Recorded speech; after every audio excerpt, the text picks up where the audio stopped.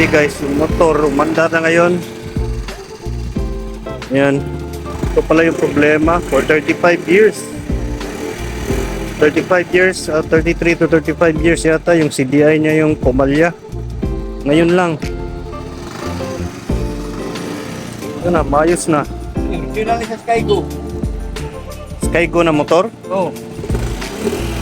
Pila pala siya no? Paano ba? Sarin 5 ba? XRM type? Okay.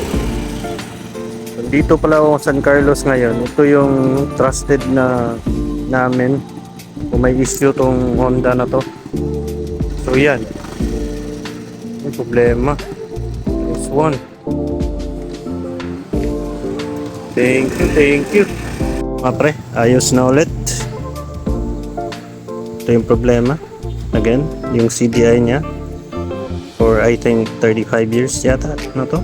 So, bago na. Aray ko. So yun nga, every time na may issue tong motor, dinadala namin dito.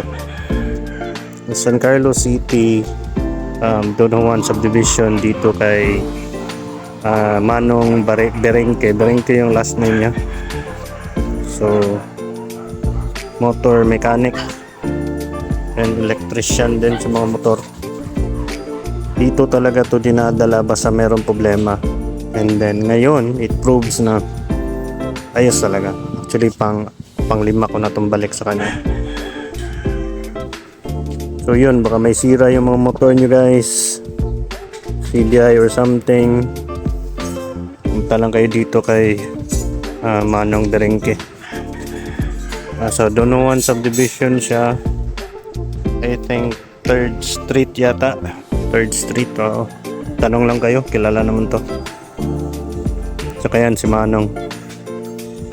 Si Manong Berengke. Shout out kay Manong. Thank you talaga, Noy. Dagang salamat.